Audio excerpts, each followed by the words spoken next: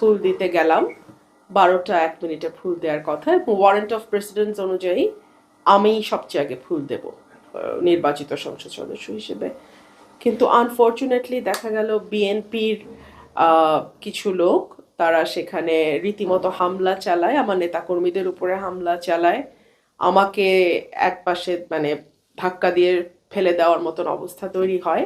আমার একজন কর্মীকে কিভাবে মেরেছে আপনারা একটু পরেই দেখবেন, দেখাবেন। পীযূষ দা, আমাদের সাংবাদিক ভাই, ওনাকে রক্তাক্ত করে ফেলেছে। সো বিএনপিকে এখনই যদি নিজেদের কন্ট্রোল না করে বিএনপি, এর পরিণতি ভয়াবহ হবে। আমি তো খুলনা গেছি কয়েকবার, বরিশাল গেছি, আমি তো দেখেছি এটা বিদেশের মতো করে ফেলেছে। হ্যাঁ, আওয়ামী লীগ বিদেশের মতো করে ফেলেছে। রাজশাহী। রাজশাহী, আল্লাহ দেখার মতো খালেদ ভাই। আসলে আপনি কি আওয়ামী লীগের রাজনীতি করবেন, বিএনপি রাজনীতি করবেন, সমাজতন্ত্রের রাজনীতি করবেন, নাকি জামাত ইসলামের রাজনীতি বা ধর্মের রাজনীতি করবেন? মানে এটাকে রুমিন আপনি ঠিক করছেন, ফারহানার রাজনীতি করব। সেইটা কিরকম, সেটাকে আপনি ভাবছেন? হ্যাঁ, ভেবেছি। আচ্ছা। জাতীয়তাবাদ তো ডেফিনেটলি, এটা তো আমার পরিচয়। হুম হুম এবং আমার কাছে সবার আগে বাংলাদেশ, কিন্তু সবার জন্য বাংলাদেশটা খুব জরুরি। হুম আমাদের এখন সবার জন্য একটা বাংলাদেশ করতে হবে। আমরা গত 17 বছর প্রচুর বিদ্বেষ এবং বিভেদের রাজনীতি দেখেছি। Divide and rule, divide and rule, divide on the basis of মুক্তিযুদ্ধের চেতনা, divide on the basis of কোন এলাকা। এত ডিভাইডেশন আর বাংলাদেশ নিতে পারবে না খালেদ ভাই। ছোট দেশ, ঘনবসতি, সবার জন্য বাংলাদেশ খুব জরুরি। এক, দুই হচ্ছে welfare politics. Welfare politics difficult বলেই মানুষ কিন্তু ওয়েলফেয়ার পলিটিক্সের যে আইডেন্টিটি পলিটিক্সটা বেশি পছন্দ করে, বেশি চলে, বিশেষ করে আমাদের মতন দেশে, সাবকন্টিনেন্টে। হ্যাঁ, ধর্মের কার্ড বেশি চলে, জাতীয়তাবাদের কার্ড বেশি চলে। কিন্তু আমার মনে হয় যে ওয়েলফেয়ার পলিটিক্সটা নিয়ে কথা বলার খুব জরুরি সময় এটা। এবং আমি ওয়েলফেয়ার পলিটিক্সটা আমি আমার ছোট্ট কনস্টিটিউয়েন্সি দিয়ে শুরু করব, এবং আমি এই কঠিন পলিটিক্সটাকেই আমি নার্চার করব, নারিশ করব, এবং এটাকেই আমি স্টাবলিশ করার চেষ্টা করব। ফ্যামিলি কার্ড বা সোশ্যাল সেফটি নেট হিসাবে বিএনপি একটা কিছু তো উদ্যোগ নিয়েছে, কেউ কেউ বলছে, মানে আজকে কোথা জানি দেখলাম যে ঈদের আগেও কিছু ফ্যামিলি কার্ডের ব্যাপারে, এইটা আপনার কাছে একটা প্রজেক্ট হিসাবে বা ইয়ে হিসাবে কতটা? নিঃসন্দেহে ভালো উদ্যোগ, কিন্তু কয়েকটা প্রশ্ন থেকে যায়। এক হচ্ছে আমাদের অলরেডি বিধবা ভাতা, বয়স্ক ভাতা, প্রতিবন্ধী ভাতা ব্যবস্থা চালু আছে। এখন এই ফ্যামিলি কার্ডের পাশাপাশি ওটাও চলবে কিনা, নাকি ফ্যামিলি কার্ড হলে ওটা আর পাবে না? আচ্ছা, এক। দুই হলো ফ্যামিলি থাকলেই ফ্যামিলি কার্ড পাবে, এটা একমাত্র ক্রাইটেরিয়া।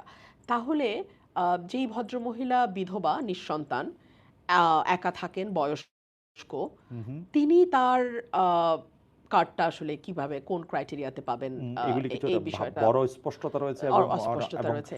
এবং এগুলি একটা নিয়ে বড় হিউজ, করে জানা। প্রায় 1 লক্ষ কোটি টাকা, কতগুলো কার্ড দিলে যেন আজকে সিপিডি গতকালকে বলছিল, আমি শুনছিলাম, মানে হিউজ একটা বার্ডেন আসতেছে সরকারের উপরে। আমাদের এই অর্থনীতির অবস্থার মধ্যে এটা আমরা নিতে পারবো কিনা, এবং যেহেতু ফ্যামিলি কার্ডের সঙ্গে অর্থনীতি সরাসরি যুক্ত, আজকেই আমি খবরে দেখছিলাম প্রতিটা নিত্য পণ্যের দাম বেশ অনেকখানি বেড়ে গেছে রমজানের প্রথম দিনে। আমি জানি সরকার মাত্র গতকাল বা পরশু গভর্নমেন্ট ফর্ম হয়েছে, এত তাড়াতাড়ি বাজার নিয়ন্ত্রণ মানে কোনোভাবেই আসার সম্ভব পরে না। একটা রোজা চাওয়া আর হ্যাঁ, কি। আসার পরপরই রোজা। কিন্তু আমার মনে হয় যে এখন আমার মনে হয় ওই দিকে সরকারের পুরো ফোকাসটা দেওয়া উচিত। মানুষের কিন্তু আসলেই হাতে মানে অর্থ নাই, মানুষ বাজারে যাচ্ছে, এবং আমি আজকে বলতে শুনলাম একজনকে যে আমি একটা লেবু কিনে এসেছি। সো মানুষ কিন্তু ভালো নাই, স্বস্তিতে নাই। কিন্তু আমি একটা রেগুলার জিনিস আসলে একটু বুঝতে চাই যে একজন প্রশ্ন করতেছেন যে আমাকে প্রশ্ন করতেছেন যে আপনারা দুজন স্পষ্টবাদী কিন্তু সরকার সমালোচনা করবেন। সরকারের সমালোচনা তো মানে আমি ক্ষমতাকে প্রশ্নই করতে চাই, ক্ষমতাকে নানা ধরনের ভাবে আমি এটা হয়তো করব, রুমিন তো আরো বেশি করে নিশ্চয়ই করবেন। কিন্তু আমি একটু ডেভিলস অ্যাডভোকেট হিসেবে বলি, রমজান মাসে যেভাবে আমাদের ডেইলি ইনটেক আমরা বাড়াই, সেই ক্ষেত্রে প্রডিউস তো আর ওরকম বাড়ে না। বাজারে যদি এরকম চাহিদার চাপ থাকে তাহলে তো আপনার লেবু একটাই কেনার কথা, তাই না? মানে এটা আসলে কি মানে ডিমান্ড, এটার সমাধান কি? এটার সমাধান হ্যাঁ, কি? অ্যাবসলিউটলি ডিমান্ড সাপ্লাই এর একটা ব্যাপার তো হ্যাঁ। ইকোনমিক্সে আসবেই। কিন্তু সেই সাথে আমাদের ঘাটে ঘাটে ঘাটে ঘাটে যেভাবে একটা চাঁদার প্রচলন আছে, হ্যাঁ, আপনি যদি ওটা বন্ধ করতে পারেন, এখানে আবার স্বরাষ্ট্রের দায়িত্ব চলে আসতেছে। ওটা যদি আপনি নিয়ন্ত্রণ করতে পারেন খালেদ ভাই, তাহলে হয়তো লেবুর দাম 2 টাকা বাড়তো, 20 টাকা না। ওকে, এখন ওই রমজানকে মাথায় রেখে ঈদ সামনে সবার আবার ওই চাঁদাও দ্বিগুণ দিতে হয়, বুঝছেন? তো সব কিছুর অ্যাকুমুলেট করে সেটা গিয়ে দাঁড়ায় ভোক্তার কাঁধে। ওকে। সো কোনোটাই বিচ্ছিন্ন না। আরেকটা কথা খুব প্রচলিত, এটা আমাদের একজন দর্শক একটা প্রশ্ন করছেন, দর্শকের প্রশ্ন নিয়ে বলতেছি, মুগ্ধ বিশ্বাস অনেকে একটা কথা বলতেছেন যে আগের সরকারের কেউ কেউ এমন কাজ করেছে যে তাদের বিচারের মুখোমুখি হওয়া উচিত। ব্যারিস্টার রুমিন ফারহানা এই সম্পর্কে কি বলেন? এটা আপনি মনে করেন আসলে? প্রপার ইনভেস্টিগেশন যদি হয়, হ্যাঁ, হ্যাঁ। যদি সত্যিকারই সেরকম কোনো অনৈতিক দুর্নীতি বা অন্য কোনো স্খলনের প্রমাণ পাওয়া যায়, কেন নয়? বিচারের ঊর্ধ্বে তো আসলে কেউ না, কেউ বিচারের ঊর্ধ্বে না। আপনি ধরেন একটা ফর এক্সাম্পল, এই গত 17 মাসে মব কয়টা হয়েছে বলেন তো? আমি তো আসলে হিসাব রাখতে রাখতে আমি আর হিসাব রাখতে পারি নাই।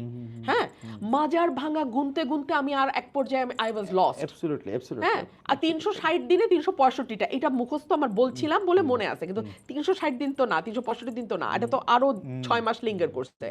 আমার কয়টা মাজার ভাঙা হয়েছে আমি জানি না। এগুলার কি বিচার হবে না, হওয়া উচিত না খালেদ ভাই? মাজার ভাঙা হয়েছে মানে কার জানি সম্মান ঠিক রাখার জন্য আপনি কবর থেকে লোকটাকে নামায় আপনি তাকে পুরাই দিচ্ছেন, এবং সেটা আপনি ফেসবুক লাইভ করছেন, সেইটার মধ্যে থেকে আপনি আসলে ভিডিও করে বাজারে ছাড়ছেন।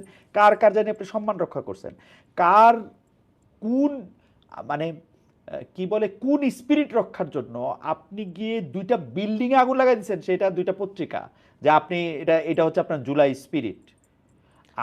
আপনি মানে এইগুলি তো আসলে আমি জানি না, মানে এগুলি যারা করছে, যারা উস্কাইছে, এবং তবে আমি মনে করি আপনার মত আমি জানতে চাওয়ার আগে আমি একটু মনে করি যে আমি কিন্তু সবসময় মনে করি যে আমার রাইট প্রোটেক্ট করাটা অত একটা বড় ব্যাপার না। এটা যে কোনো প্রাণীর একটা ইনস্টিংক্ট। আমি আমার রাইট প্রোটেক্ট করতে পারি। আমি যতক্ষণ পর্যন্ত আমার বিরুদ্ধ মতের পক্ষে রাইট প্রোটেক্ট করার উদ্যোগ নিতেছি, ততক্ষণ পর্যন্ত আমি হচ্ছে একটু গণতান্ত্রিক। এইটা কি বাংলাদেশে বাংলাদেশের মানুষ কি কখনো বুঝবে যে আমার প্রতিপক্ষের রাইট আমার প্রোটেক্ট করতে হয়? তাহলে বাংলাদেশ এটা কি কোনোদিন মানুষ বুঝবে? এটা না, আমি এটাকে অন্যভাবে বলি। আমাকে একজন প্রশ্ন করেছিল যে আপনি এখন আওয়ামী লীগের ব্যাপারে তো বেশ সফট, এই আপনি একটু আগে বললেন, হ্যাঁ সফট কেন? আমি একটা কথা বলি, আমার প্রতিপক্ষের হাত থেকে যখন তলোয়ারটা পড়ে যায় তখন তার প্রোটেকশন দেওয়ার নৈতিক দায়িত্ব আমার। আমি আমার তলোয়ার দিয়ে তাকে আঘাত করতে পারি না, ওটা বীরের কাজ না, ওটা কাপুরুষের কাজ। সুতরাং এখন আওয়ামী লীগের সমস্ত অধিকার রক্ষা যদি আমি করতে পারি, আমরা করতে পারি, এই সরকার করতে পারে, সেখানেই ডিফারেন্সটা হবে আপনার সাথে আগের সরকারের। এবং এই যে মাইনরিটির প্রোটেকশন নিয়ে আমি একটু বলতেছিলাম যে দীপু দাসকে উনাকে পুরায় মাইরা ফেলা হইলো, উনাকে পুরায় মাইরা ফেলা সম্ভব হইলো উনাকে হচ্ছে মানে যেহেতু উনি মুসলমান না, কোনো কিছু একটা বইলা ট্যাগ দিয়া। এইটা আপনার কি মনে হয়, এটা আমরা বন্ধ হইতে দেখবো? আমরা যে যারা সংখ্যায় কম তাদেরকে আমরা প্রোটেক্ট করতে পারবো? আপনার কি মনে হয় আসলে? আমাদের খুব শক্ত একজন শাসক দরকার, এবং জিয়াউর রহমান সাহেবের মতন একজন শাসক দরকার আমাদের, যিনি ব্যক্তিগত হিসাব, লোভ, লালসা, ক্ষমতা, এই সকল কিছুর ঊর্ধ্বে উঠে দেশটাকে ভালোবেসে দেশটাকে ট্র্যাকে আনার চেষ্টা করবেন। এইটুকুই আমি বলতে পারি। বারবার একটা কথা বলা হয় যে আমাদের আওয়ামী লীগের সময় মানে আগের সরকারের সময় আমরা নামাজ পড়তে পারি নাই, আমাদেরকে এই করা হয়েছে। আমার কাছে তো মানে দুই একটা আমি কোনো কিছু নিয়ে তর্ক করতে চাই না, কিন্তু ঘটনা হইতেছে যে আমারে কোনো কিছু করতে দেওয়া হয় নাই, এই জন্য আমি তো আরো বেশি করে এই সময় এসে করতে দিব। এইটা কি আমাদের কোনো ক্যাম্পেইন করার, কোনো কিছু বোঝানোর? আপনি তো এবার হাটে মাঠে ঘাটে ঘুরলেন, আপনার কাছে কি মনে হলো এটা কি মানুষ বোঝে? মানে বাংলাদেশের যে গ্রামগুলির কথা আপনি বললেন, সেই গ্রামের মানুষেরা কি তাদের মানে অন্য ধর্মের ভাইদের বা অন্য বিশ্বাসের মানুষদের প্রোটেক্ট করে? আমি আমার এলাকায় দেখেছি একেবারে সাধারণ মানুষ কিন্তু স্বচ্ছ এবং পরিষ্কার, এবং তারা সৎ। আমার এলাকায় সন্ধ্যা হলেই নিয়মিত ওয়াজ হবে। ওকে, হ্যাঁ, তারপরে 9টা 10টা থেকে রাত্র 3টা পর্যন্ত কীর্তন হবে। একেবারে আওয়াজ করে। আমার বাসা থেকে তো আমি বল্লাবাড়ির কীর্তন প্রতিদিন শুনি এবং আমার খুব ভালোও লাগে। রাত্র 2টা-3টা পর্যন্ত কীর্তন হবে। আর এই যে আপনার ওই অক্টোবর মাস থেকে শুরু হবে ফেব্রুয়ারি পর্যন্ত বাউল মেলা। গত বছর মেলা বন্ধ করছিল, আমি গিয়ে পিটায়া মেলা আবার শুরু করেছি। সো মানে ওখানেও আমাকে চিৎকার করে মানে লাঠি হাতে যেতে হয়েছে, এন্ড আই ওয়েন্ট দেয়ার। ওকে। তো আমি মেলা আমার এখানে কোনোভাবেই বন্ধ হতে দেব না। মেলাও চলবে, ওয়াজও হবে, কীর্তনও হবে। হাফিজুল ইসলাম শাওন উনি বলতে মন্ত্রণালয়ের পররাষ্ট্র মন্ত্রণালয় ভারত আর আমেরিকার নিয়ন্ত্রণে কথাটা আমি যদি মানে এটা নিয়ে আপনার মন্তব্য আমার মন্তব্য আমি করি যদি খলিলুর রহমান মানে ইন্ডিয়া বা আমেরিকার লোক হয়ে থাকেন আমি এইটার জবাবদিহি দাবি করি হচ্ছে ডক্টর মোহাম্মদ ইউনূসের কাছ থেকে। কারণ ডক্টর মোহাম্মদ ইউনূস এটা ইন্ট্রোডিউস করছেন ওনারে এবং উনার ছেলে সেটা ওনার জানা উচিত ছিল এবং ওনার এটা বোঝা উচিত ছিল হাই রিপ্রেজেন্টেটিভ ফর রোহিঙ্গা, তারপরে গিয়ে হচ্ছে যে নিরাপত্তা উপদেষ্টা যেটা দরকার। মানে আপনি কি মনে করেন আসলে এই যে এই প্রশ্নটা আমি ইচ্ছা করলে এড়াই যেতে পারতাম, কিন্তু এটা আসলে একটা প্রশ্ন, তাই না? মানে খুবই গুরুত্বপূর্ণ প্রশ্ন। মানে কেন, এবং এইটা যদি হয় তাহলে আমাদের কপালে দুঃখ আছে। আরেকটা হইল যে আপনি কোন রাজনৈতিক দল করবেন কিনা অনেক প্রশ্ন আসছে, সেটা এটা যদি আপনি এটা বলেন যে আপনি একটা আলাদা রাজনৈতিক দল করার ইচ্ছা আপনার আছে কিনা। আপাতত নেই। এইটার কারণটা একটু বলবেন যে আপনি কেন রাজনৈতিক দল না করে একটু ইন্ডিভিজুয়াল জায়গা থেকে জিনিসটা আপনি চিন্তা করতেছেন, এটা আপনার এলাকার আপনার কথা শুনেও কিন্তু আমার কাছে মনে হচ্ছে আপনার চোখের সামনে আপনার গ্রাম আপনার কনস্টিটিউশন এটা ভাসতেছে। এটা কারণটা কি, মানে মাত্র আসছেন সেখান থেকে ওদের কথা খুব জলজল করবে, মানে সারা দেশের প্রেক্ষিতে আপনি কিছু করতে চান না এই মুহূর্তে না? কেন না, আমি আপনাকে বলি 5ই আগস্টের পর আমরা অনেক স্বপ্ন দেখেছিলাম একটা নতুন ধারার রাজনীতি, তাই না? কি দেখলাম? চাঁদাবাজিতে গিয়ে সেটা শেষ হলো। 10 লাখ টাকা চাঁদাবাজি, না দিলে মব, তৌহিদি জনতা গিয়ে মেয়েরা মাথায় ওড়না দিল না দিল না এটা নিয়ে চেঁচামেচি, এটাতে তো দেখলাম আমরা, তাই না? আমি আপনাকে বলি দেশে আজকের এই অবস্থার পেছনে আমাদের আত্মীয় স্বজনদের অনেক দায় আছে, এটা আমি সবসময় বলি। কিরকম? শিক্ষিত মধ্যবিত্ত বলতে যেটা বোঝায় কালচার্ড এডুকেটেড মিডল ক্লাস, তারা একটা বড় অংশ ব্রেইন ড্রেইন হয়ে দেশের বাইরে চলে গেছে।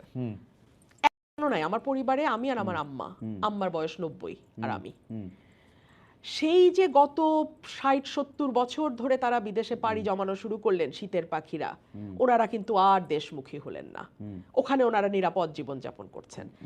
এখন বাংলাদেশে যারা রাজনীতিতে আসতে চাচ্ছে বিশেষ করে তাদের ওই ভয়াবহ লোভের ক্ষুধা, ওই আগুন আমার পক্ষে মেটানো সম্ভব না। ওই দলের পরিণতি আরেকটা এরকমই হবে। ও সুতরাং আমি ভাই আমার এলাকার মানুষকে নিয়ে ওদের জন্য আমি কাজ করতে চাই। আমার অত বড় স্বপ্ন না, আমার স্বপ্ন ছোট।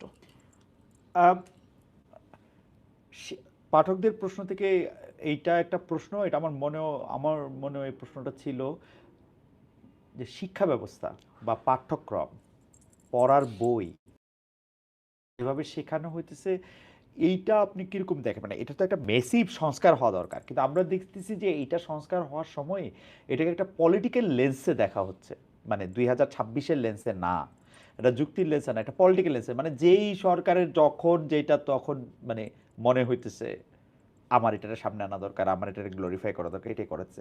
আপনি কি মনে করেন এর থেকে মুক্তি পাবে বাংলাদেশ? মানে এই সরকারকে এটার দিকে মনোযোগ দিবে?